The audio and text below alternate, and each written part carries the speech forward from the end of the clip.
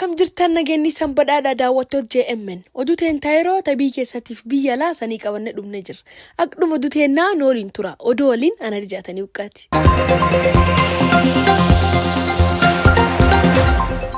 Oduuwwan ijootiin yootti qajeellu naannoo Affaaritti hambaan lafee dhala namaa umrii waggaa miiliyoon lamtu qaja qabu argame. Itoophiyaatti baalliin sammuu namaa dooch kiiloogiraam 445 jija keessatti qabamee jedhan. Pirezidaantiin Ameerikaa Doonaald Tiraamp muummichi ministeera Dr. Abiy Ahmedii fi pirezidaantii Masrii Abdul Fattah al-Sisi waliin wal qunnamsiisuu akka barbaadu dubbate. Pirezidaantiin Raashiyaa Vladimir Putin yeroo jalqabaatiif dhimma doolaa Giriilaand irratti dubbii kenne. Oduu bal'inaatti dabarru oduu Koomishiniin Poolisii Federaal Itoophiyaa ji'oottan ja'an darban kan keessatti baal sammuu namaa dooch kiiloogiraam 445 ol to'achuusaa beeksise. Poolisiin Federaalaa kutaa ittisa yakka waliigalaa jalatti damee to'annoo daddabarsaa baal sammuu namaa doochuu kan bar darbee olii yoo wal birqabne laalluu kabar kanaa hirrataadha jedhanii jiran. Akkasumas adeemsi to'annoo sirna ammayyaatiin hordoffii taasifameen bu'aa qabeessummaa isaa akka dabalellee yaadachiiseera. Naannoo Affaaritti hambaan lafee dhala namaa umrii waggaa miiliyoon lamtu qaja qabu argame. Bulchiinsi naannoo Affaaritti kan argamu lafeen durii kunini. Lafee Paaraantiriyoopaas kan umrii waggaa miiliyoon lamtu qaja ol lakkoofsis argamuun gabaafame. Hambaan lafee sanyii nam durii kan hambaa lafee nam kanaan dura Itoophiyaa keessatti argamee akka addi ta'e gabaafame. Argamni hambaa lafee ilmi namaa durii kunini qorataa beekamaa Yuunivarsiitii Chicaagoo Zarasannay Alamsaggadiin akka argamellee ibsameera.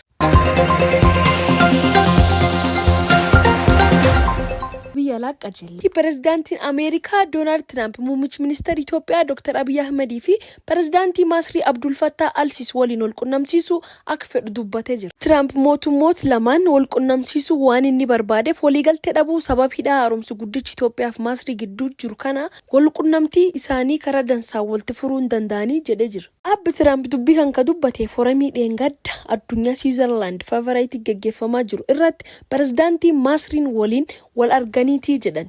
Kan gaafa eegalanullee wanni warri waliin jedhee Masrii waliin walitti dhufeenya dansaa akka qabullee Tiraamp dubbatee jira. Akkasumas dubbiin kun nagaaf dansooman akka obbaatullee abdii qabaa jedhee jira pirezidaantiin Ameerikaa Doonaald Tiraamp.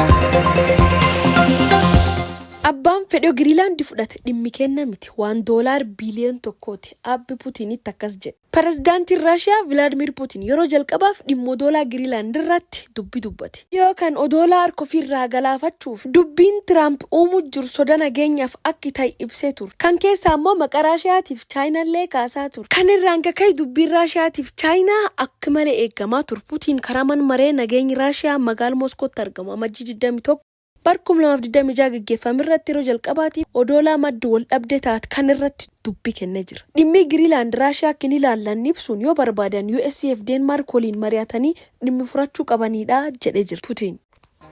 Eegaa daawwattoota JMN oduun nu har'aaf qabanne dhumne kanuma. Akkuma oduu teennaa waan nu waliin turtaniif galatooma ulfaadha. Share, like, subscribe gochuun dagatina. Nagaa Waaqaa keessa.